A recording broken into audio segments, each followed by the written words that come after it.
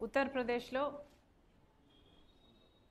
సాంబాల్ అనే ప్రాంతానికి రాహుల్ గాంధీ గారు, ప్రియాంక గాంధీ గారు అక్కడ ఇటీవల జరిగిన గొడవల దృష్ట్యా అక్కడికి వెళ్ళి పరామర్శించాలి, అక్కడున్న ముస్లింలకి ధైర్యం చెప్పాలి అన్న ఉద్దేశంతో ఈరోజు అక్కడికి ప్రయాణమైతే బీజేపీ కేంద్రంలో ఉన్న బీజేపీ పార్టీ వాళ్ళని అడ్డుకోవడం జరిగింది. నిజానికి లా అండ్ ఆర్డర్ మెయింటైన్ చేయాల్సిన బాధ్యత ఈ ప్రభుత్వాలదే, ఈ బీజేపీ పార్టీదే. అక్కడున్న మసీదు కింద శివలింగం ఉంది అంటూ, యాక్చువల్లీ ప్రతి మసీదు కింద శివలింగం ఉంది అంటూ బీజేపీ చేస్తున్న ప్రచారానికి ఇన్సెక్యూరిటీకి గురై అక్కడ గొడవలు జరిగి 20 మందికి గాయాలు, నలుగురు మరణించడం జరిగింది. దీనికి బాధ్యులు ఎవరు? నిజంగానే బీజేపీ పార్టీ సమాధానం చెప్పాలి. దీనికి బాధ్యులు ఎవరు? ఇన్ని ప్రాణాలు పోయాయి అంటే వాళ్ళని పొట్టన పెట్టుకుంది బీజేపీ పార్టీ కాదా, ఆర్ఎస్ఎస్ కాదా? మతం పేరు మీద రాజకీయాలు చేసి ఒక మతాన్ని అవమానించి ఇంకో మతాన్ని రెచ్చగొట్టి రాజకీయాలు చేయడం బీజేపీకి ఏమీ కొత్త కాదు. వాళ్ళ ఉనికే అది, వాళ్ళ ఐడెంటిటీయే అది. మళ్ళీ నిరూపణ అయ్యింది. కానీ లీడర్ ఆఫ్ అపోజిషన్గా రాహుల్ గాంధీ గారు అక్కడికి వెళ్ళాలని అనుకుంటే దాన్ని అడ్డుకోవడం సబబేనా? ఇక ప్రజాస్వామ్యం ఎక్కడుంది? డెమోక్రసీ ఎక్కడుంది? బీజేపీ పార్టీ భారతీయ రాజ్యాంగాన్ని గౌరవిస్తుంది అనుకోవడానికి అసలు ఏమాత్రమైన అవకాశం ఉందా? ఒక లీడర్ ఆఫ్ అపోజిషన్గా ఉన్న వ్యక్తి అక్కడికి వెళ్ళాలనుకుంటే అడ్డుకున్నారు. దేనికని? ఏమిటి మీ భయం? ఇప్పటికే Congress party on the floor మాట్లాడుతుంది, అవుట్ సైడ్ ద ఫ్లోర్ మాట్లాడుతుంది. మరి అలాంటప్పుడు అక్కడికి వెళ్తే మాత్రం, లీడర్ ఆఫ్ అపోజిషన్ మాట్లాడితే మాత్రం మీకు వచ్చిన నష్టం ఏమిటి? బీజేపీ పార్టీ ఈ మతతత్వ రాజకీయాలను ప్రజలందరూ గమనించాలి. బీజేపీని పాతిపెట్టే రోజు త్వరగా రావాలని కోరుకుంటున్నాం. ఇక రాష్ట్రంలో కాంగ్రెస్ పార్టీ ఈ చర్యను సీరియస్గా ఖండిస్తుంది. లీడర్ ఆఫ్ అపోజిషన్గా ఉండి రాహుల్ గాంధీ గారిని అడ్డుకోవడం కాంగ్రెస్ పార్టీ చాలా సీరియస్గా ఖండిస్తుంది. ఇక రాష్ట్రంలో జూన్ 4వ తేదీన రిజల్ట్స్ రావడం జరిగింది. జూన్ 4 నుండి ఇప్పటికీ డిసెంబర్ 4 చంద్రబాబు గారు ముఖ్యమంత్రి అయి 6 నెలలు గడిచినట్టు లెక్క. మరి చంద్రబాబు గారు 6 నెలలు ముఖ్యమంత్రిగా ఉండి ఏమి సాధించారో ప్రజలకు ఒకసారి సమాధానం చెప్పాలని కోరుతున్నాం. 6 మంత్స్ అయిపోయింది, మీ సూపర్ 6 ఎక్కడా? 6 మంత్స్ అయిపోయింది, సూపర్ 6 అమలు చేయడం కాదు కదా, అసలు ఆరంభం చేయడం కాదు కదా, అసలు దీని విధి విధానాలు ఏమిటి అని కూడా ఇంతవరకు మీరు ప్రకటించలేదు. మరి చంద్రబాబు గారికి ఇలాగే కాలయాపన చేసే ఉద్దేశమే ఉందని మేము భావించాల్సి వస్తుంది. సూపర్ 6 మీరు ప్రకటించే నాటికే రాష్ట్రం మీద జగన్మోహన్ రెడ్డి గారి ప్రభుత్వం 8 లక్షల కోట్ల రూపాయలు అప్పు చేసిందని మీకు తెలుసు, రాష్ట్రం మీద ఎంత భారం ఉందో మీకు తెలుసు. అయినా కూడా మీరు సూపర్ 6 వాగ్దానాలు చేశారు. ప్రతి రైతుకి ప్రతి సంవత్సరం 20,000 రూపాయలు ఇస్తామని వాగ్దానం చేశారు, అది ఇవ్వలేదు. 20 లక్షల మందికి ఉద్యోగాలు ఇస్తామన్నారు, లేదా 3,000 రూపాయలు నిరుద్యోగ భృతి ఇస్తామన్నారు. మీకు 20 లక్షల మంది నిరుద్యోగులు ఉన్నారని తెలిసే 20 లక్షల మందికి ఉద్యోగాలను కల్పిస్తామని చెప్పినట్టు లెక్క. ఆ లెక్కన 3,000 రూపాయలు మీరు 20 లక్షల మందిలో ఎవరికి ఇంకా ఉద్యోగాలు ఇవ్వలేదు కాబట్టి 20 లక్షల మందికి మీరు 3,000 చొప్పున 6 నెలలుగా ఇచ్చుండాల్సింది. అది కూడా చంద్రబాబు గారు ఇంకా మొదలు కూడా పెట్టలేదు. మరి 20 లక్షల మందికి ఉద్యోగాలు మీరు ఎప్పుడు ఇస్తారు? ఎన్నెన్ని ఉద్యోగ అవకాశాలు ఎప్పుడెప్పుడు కల్పిస్తారో మీరు ఆ బిడ్డలకు చెప్పాల్సిన అవసరం లేదా? ఇకపోతే చదువుకుంటున్న ప్రతి బిడ్డకు 15,000 రూపాయలు ఇస్తామని మీరు చెప్పారు. 4 బిడ్డలుంటే 60,000 రూపాయలు ఇస్తామని ప్రతి మీటింగ్లో చెప్పారు. మరి ఇంతవరకు దాని అమలు కాలేదు. కనీసం ఎప్పుడు ఇస్తారు? స్కూళ్ళు మొదలయ్యాయి, మీరు ముఖ్యమంత్రి అయిన తర్వాత తల్లిదండ్రులు ఫీజులు కట్టారు, అయినా మీరు మాత్రం చెల్లించలేదు. ఇక 18 ఏళ్ల నుండి 59 సంవత్సరాల వరకు అర్హులైన వాళ్ళందరికీ 1,500 రూపాయల చొప్పున ప్రతి నెల ఇస్తాము అన్నారు. మహాశక్తియా దీని పేరు? అంటే మహిళలందరినీ మహాశక్తులను తయారు చేస్తాం అన్నంత బిల్డప్ ఇచ్చారు. ఏది మీరు ఇచ్చే 1,500కే నెలకి? పోనీ అదైనా ఇచ్చారా? మొదలు పెట్టారా? పెట్టే ఉద్దేశం ఉందా? 6 నెలలు గడిచేపోయాయి. ఇంకొకటి 3 సిలిండర్లు, సంవత్సరానికి 3 సిలిండర్లు ఇస్తామన్నారు. 6 నెలలు గడిచిపోయింది, 1 సిలిండర్ ఇచ్చినట్టున్నారు. వచ్చే 6 నెలల్లో ఇంకా 2 సిలిండర్లు మీరు ఇవ్వాల్సి ఉంది. బస్సు, ఉచిత బస్సు మహిళలకి. ఇది చాలా మీ అన్ని స్కీముల కంటే, అన్ని పథకాల కంటే సూపర్ 6లో అతి తక్కువ కాస్ట్ పరంగా అతి తక్కువ ఉన్న స్కీము ఫ్రీ బస్సు.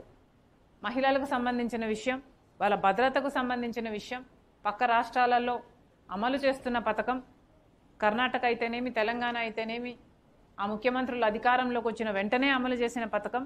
కానీ చంద్రబాబు గారికి 6 నెలలు దాటినా కూడా అమలు చేత కావటం లేదు. మరి చంద్రబాబు గారు 6 నెలలు గడుస్తుంది, 12వ తేదీ వస్తే ప్రమాణ స్వీకారం చేసి కూడా 6 నెలలు అవుతుంది. మరి ప్రజలకు ఈ 6 నెలల్లో, ఈ 6 మంత్స్లో, ఈ సూపర్ 6లో ఎన్ని అమలు చేశారు? ప్రజల ముందుకు వచ్చి సంజాయిషి ఇచ్చుకోవాల్సిన అవసరం ఉంది. ఇక ఇటీవల FBI, సెక్యూరిటీస్ ఎక్స్చేంజ్ కమిషన్, అంటే అమెరికాలో ఉన్న సెబీ ఈక్వివలెంట్ సంస్థ, అవినీతి జరిగిందని అదానీ గ్రూపు ఇక్కడి ముఖ్యమంత్రి 2021 ముఖ్యమంత్రి 2021లో ఉన్న ముఖ్యమంత్రి గారికి 750 కోట్ల రూపాయలు 1750 కోట్ల రూపాయలు లంచం ఇచ్చారని అక్కడ వాళ్ళు కేసులు పెట్టి ట్రయల్ కూడా మొదలు పెడుతున్నారు. కానీ ఇక్కడ మాత్రం ఏమీ జరగనట్టే అప్పటి ముఖ్యమంత్రి అయినా ఇప్పటి ముఖ్యమంత్రి అయినా వ్యవహరిస్తున్నారు. చంద్రబాబు గారైతే అసెంబ్లీలో ఈ వ్యవహారం గురించి మాట్లాడుతూ కనీసం అదానీ అన్న పేరు ఉచ్చరించడానికి కూడా భయపడ్డారు. అదానీ అన్న పేరు మాట్లాడడానికే మీకు అంత భయం అయితే ఇక మీరు ఏ చర్య అయినా ఎలా తీసుకుంటారు ముఖ్యమంత్రి గారు అని అడుగుతున్నాం. కేవలం మీరు బీజేపీ పార్టీతో కూటమి కట్టారు కాబట్టి మీ సంబంధాలు బాగుండాలి కాబట్టి మీరు ప్రజా ప్రయోజనాలను తాకట్టు పెట్టడానికి సిద్ధపడ్డారు. ప్రజలను తాకట్టు పెట్టిన జగన్మోహన్ రెడ్డి గారి ప్రజల రాజకీయ లబ్ధి కోసం అదే ప్రజలను తాకట్టు పెట్టిన మీకు ఏమిటి తేడా? ఒకసారి ఆలోచన చేసుకోవాల్సిన అవసరం ఉంది. ఇక అప్పటి ముఖ్యమంత్రి జగన్మోహన్ రెడ్డి గారు అయితే నా పేరు ఎక్కడైనా ఉందా, జగన్మోహన్ రెడ్డి అన్న పేరు ఎక్కడైనా ఉందా, లేక ఎవరైనా మీకు ఫోన్ చేసి చెప్పారా జగన్మోహన్ రెడ్డి కింద డబ్బిచ్చాము అని అతి తెలివిగా మాట్లాడారు. దీన్ని అతి తెలివి అనుకుంటున్నారో అప్పుడు ముఖ్యమంత్రిగా ఎవరున్నారో 2021లో అందరికీ తెలుసు, మీకు కూడా తెలుసు. మరి ఎవరున్నారో తెలియనట్టు ఆ పేపర్లలో చీఫ్ మినిస్టర్ ఆఫ్ ఆంధ్రప్రదేశ్ అని వాళ్ళు పేర్కొంటే ఇక జగన్మోహన్ రెడ్డి గారు కాక ఎవరవుతారు? దీన్ని మీరు అతి తెలివి అనుకుంటున్నారో లేక వెటకారం అనుకుంటున్నారో మాకు తెలియదు, కానీ ఇది మాత్రం వెర్రితనంలాగా అనిపిస్తుంది. ఈ వెర్రివాడ 5 సంవత్సరాలు మన రాష్ట్రాన్ని పాలించింది అని ప్రజలు అనుకోగలరు. జాగ్రత్త. ఇంత అవినీతి జరిగినా కూడా ఈ డీల్ గురించి, ఈ డీల్ని రద్దు చేయటం గురించి ఇంతవరకు ఆంధ్ర రాష్ట్ర ప్రభుత్వం అంటే ఇప్పుడు చంద్రబాబు గారు ముఖ్యమంత్రిగా ఉన్నారు, ఒక్క మాట కూడా మాట్లాడటం లేదు. జగన్మోహన్ రెడ్డి గారు ముఖ్యమంత్రిగా ఉండి చంద్రబాబు గారు అప్రూవ్ చేసిన పవర్ డీల్స్ అన్నీ క్యాన్సిల్ చేయటం జరిగింది. మరి చంద్రబాబు గారు జగన్మోహన్ రెడ్డి గారు చేసిన పవర్ డీల్లో అక్రమం జరిగింది అని మేము చెప్పటం కాదు, అమెరికాలో ఉన్న సంస్థలు చెప్తుంటే కనీసం దాని మీద ఎంక్వైరీ వేయాల్సిన అవసరం లేదా? ఈ డీల్ని క్యాన్సిల్ చేయాల్సిన అవసరం లేదా? ప్రజలకు సమాధానం చెప్పాలి.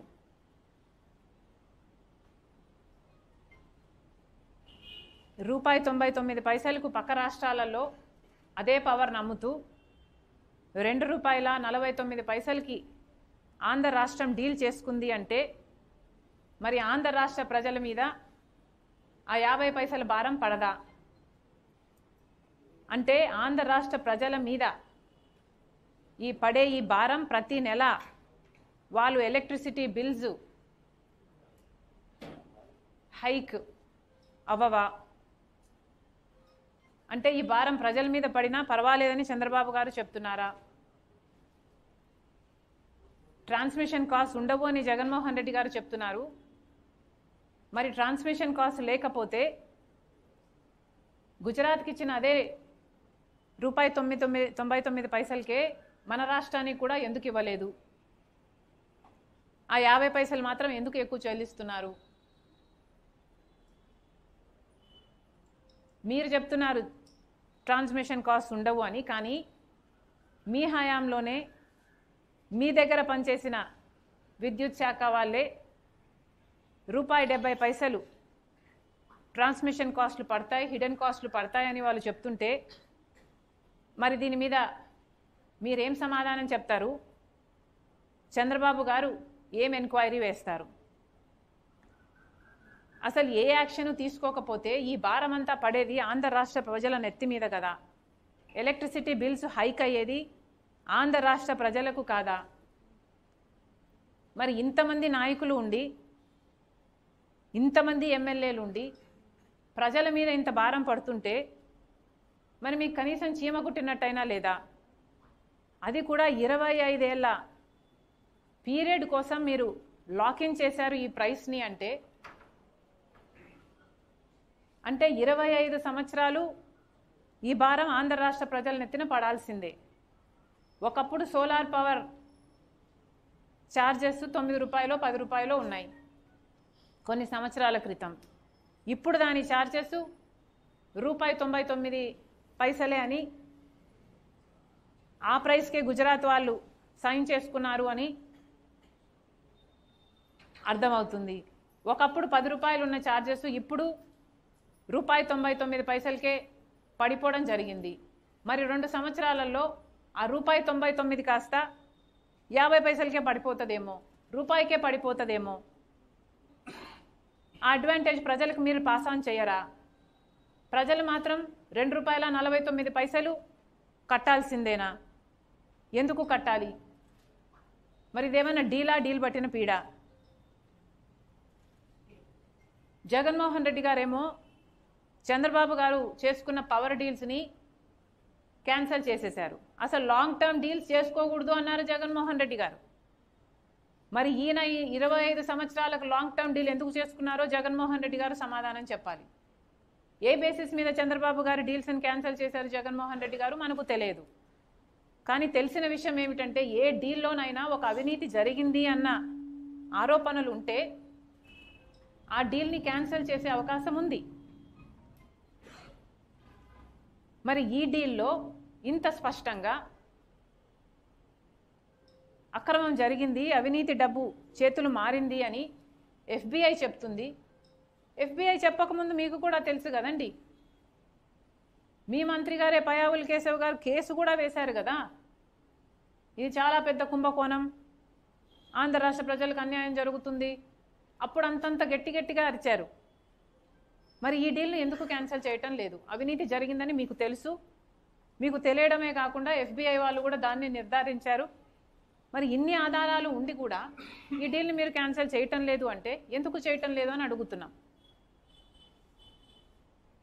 మీకు కూడా ఏమైనా డబ్బులు అందాయా? చంద్రబాబు గారు సమాధానం చెప్పాలి. జగన్మోహన్ రెడ్డి గారేమో చంద్రబాబు గారి డీల్స్ని అంత సునాయాసంగా క్యాన్సిల్ చేశారు. కానీ చంద్రబాబు గారికి మాత్రం ఇంత పెద్ద డీల్ని, ఇన్ని అవకతవకలు ఉన్నాయని తెలిసి కూడా ఈ అదాని డీల్ను క్యాన్సిల్ చేయడానికి సంకోచిస్తున్నారు. దేనికని? జగన్మోహన్ రెడ్డి గారి దగ్గర కూడా ఆధారాలు ఉన్నాయా? అప్పుడు అవినీతి జరిగింది ఆ పవర్ డీల్స్లో, కాబట్టి నేను క్యాన్సిల్ చేసేస్తున్నాను అంత సునాయాసంగా చేసేసారా? అంటే మీరు అప్పుడు అవినీతికి పాల్పడ్డారా? మరి ఇప్పుడు అవినీతి జరిగిందని తెలిసినా కూడా మీరు ఊరుకున్నారు అంటే ఏమనుకోవాలి? దీని ద్వారా చంద్రబాబు గారు సమాధానం చెప్పాలి. ఆంధ్ర రాష్ట్ర ప్రజలకు సమాధానం చెప్పాలి. ఏ జగన్మోహన్ రెడ్డి గారినైతే ప్రజలు దించారో అదే ప్రజలు ఓట్లేస్తే మీరు గెలిచారు. దయచేసి అది గుర్తుపెట్టుకోండి. ఇలా అడ్డదిడ్డంగా ఆంధ్ర రాష్ట్ర ప్రజలకు అన్యాయం చేస్తే మాత్రం ప్రజలు ఊరుకోరు. ఇప్పటికే చంద్రబాబు గారు ఒకసారి 6,000 కోట్ల రూపాయలు, ఇంకోసారి 11,000 కోట్ల రూపాయలు, మొత్తం 17,000 కోట్ల రూపాయల భారాన్ని ఎలక్ట్రిసిటీ బిల్స్ ద్వారా ప్రజల నెత్తిన మోపి వాళ్ళ నుంచి రక్తం పిండి మరీ వసూలు చేయడానికి సిద్ధపడ్డారు. కారణం ఏమి అంటే జగన్మోహన్ రెడ్డి గారు చేసిన తప్పిదాలు అని చెప్తున్నారు. ఇప్పటికే జనం మీద అంత భారం పడుతుంది. 17,000 కోట్ల రూపాయల భారం ఆంధ్ర రాష్ట్ర ప్రజల దగ్గర నుంచి ఎలక్ట్రిసిటీ బిల్స్ ద్వారా మీరు వసూలు చేస్తున్నారు. మొదలు కూడా పెట్టారు. ఈ నెల నుంచి మొదలు కూడా పెట్టారు. మరి అలాంటప్పుడు ఈ సోలార్ పవర్ కూడా ప్రజలు అదనంగా డబ్బులు కట్టాలనా? ఎందుకు కట్టాలి? ఇందుకేనా మీకు ఓట్లేసింది? ఇంత అక్రమం జరిగింది అని ఈ డీల్లో మీకు ఇంత స్పష్టంగా తెలుస్తున్నా కూడా చంద్రబాబు గారు ఏమీ చేయటం లేదు అంటే ప్రజలు మిమ్మల్ని క్షమించరు. దయచేసి ఇప్పటికైనా చెప్తున్నాం, చంద్రబాబు గారు ఈ డీల్ని స్క్రాప్ చేయండి, ఈ డీల్ని క్యాన్సిల్ చేయండి. అందులో భాగంగానే సెంట్రల్ ఎలక్ట్రిసిటీ రెగ్యులేటరీ కమిషన్కి కూడా మేము లేఖ రాయడం జరుగుతుంది. Central electricity regulatory commission is a central body. Interstate electricity transmission, trading, tariffs ఇవన్నీ రెగ్యులేట్ చేసే బాడీ. కనీసం వాళ్ళైనా జోక్యం చేసుకొని ఈ డీలు అక్రమము అని తేల్చి అదాని గ్రీన్కి, జగన్మోహన్ రెడ్డి గారి ప్రభుత్వం చేసుకున్న డీల్ని క్యాన్సిల్ చేయాలని కాంగ్రెస్ పార్టీ డిమాండ్ చేస్తుంది. Thank you.